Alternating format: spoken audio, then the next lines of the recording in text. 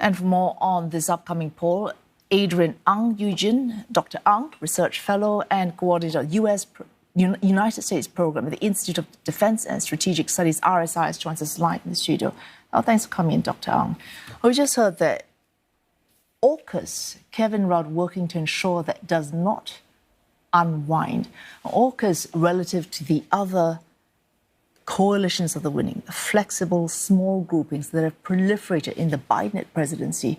If AUKUS, which is more institutionalized than most, can fear unraveling, what does it say about the survival of these other groupings, given if there's a Trump presidency? So I think AUKUS is a little unique from the perspective of the multilaterals that you mentioned, Quad, the South Korean, Japan, US trilateral.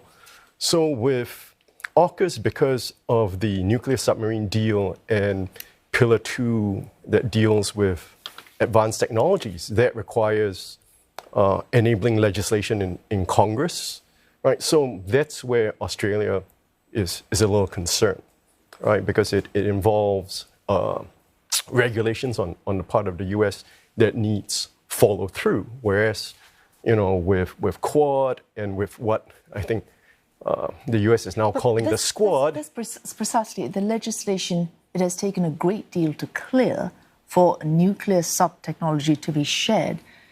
How can it be unwound so easily? And if it can be unwound so easily, then the Quad, the Squad, what chances have they got?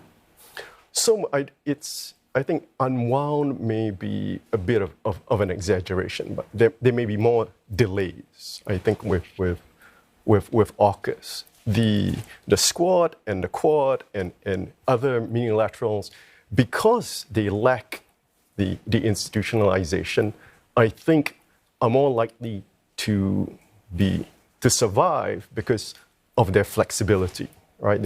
It's much more informal, and as we saw with the US, Japan, Philippines exercises in the South China Sea, those can be organized very quickly, right? On the spur of the moment.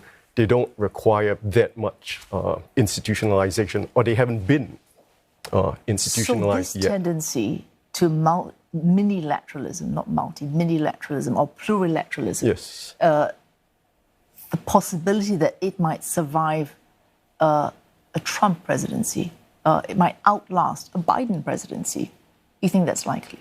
Yes, I think because, one of the things that we have to remember is the Quad really came about during the Trump presidency. So Trump 2.0 was really born in the Trump administration.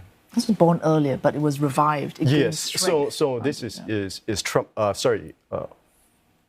2.0, right, came about during the Trump administration. So the Trump administration has shown that it is perfectly happy with some of these multilaterals. In fact, if you could clarify this for me, for all the claims that President Trump was against alliances, under his administration, defense commitments grew, defense spending also grew. What he wanted was in every instance to get a better deal out of every alliance. So it's not in fact true to say that Donald Trump was against former strategic alliances.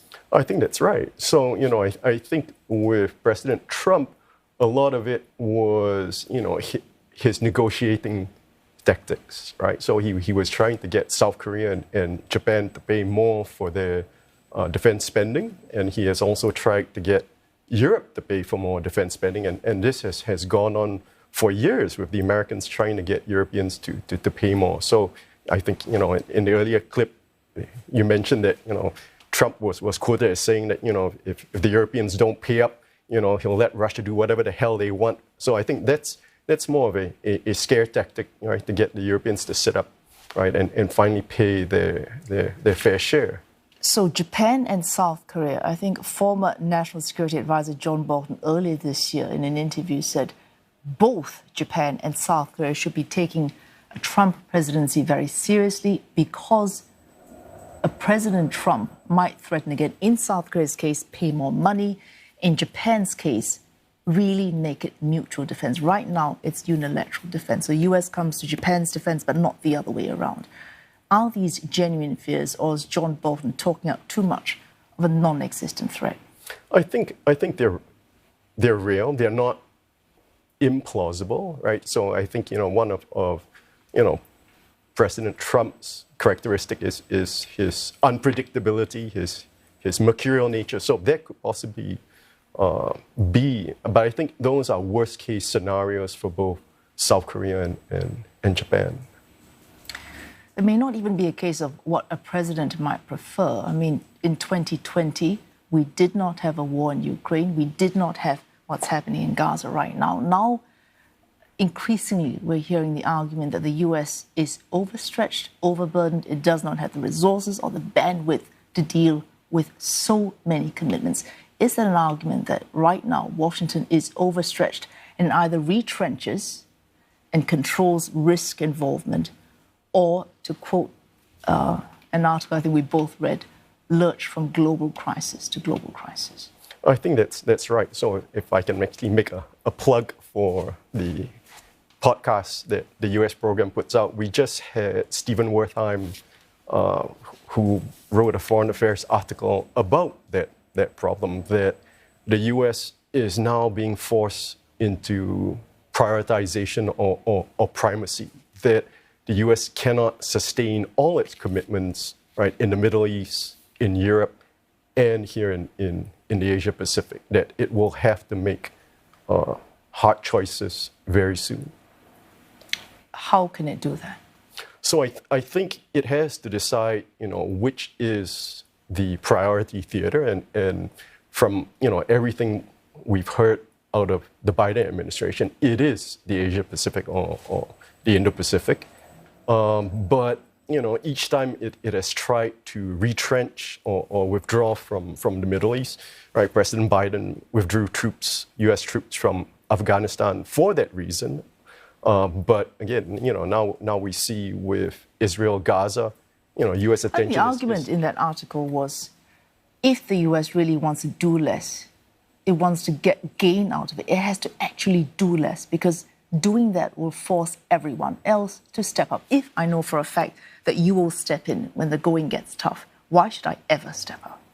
So again, right, so that is I think, the sort of roundabout logic of what President Trump is trying to do with Europe, again, right, sort of referencing his comment that, he will let Russia do whatever the hell he wants with NATO if they don't increase military spending. So I think I think there is a recognition that the Europeans do have to increase defense spending, have to rebuild their industrial defense capability so that the US can step back, let Europeans take care of European security and give priority to the Indo-Pacific. Final question, and I will try to keep this brief. US-China relations, final question. We're always talking stabilizing the most crucial relationship possibly right now in the global arena. 4 years on, are we there? What is the low bar that we have to at least set? So I think the low bar that we have set, that is being set right now, is just keeping the channels of communication open. There are so many dimensions to US-China competition. There doesn't seem to be very much agreement on a lot of these issues.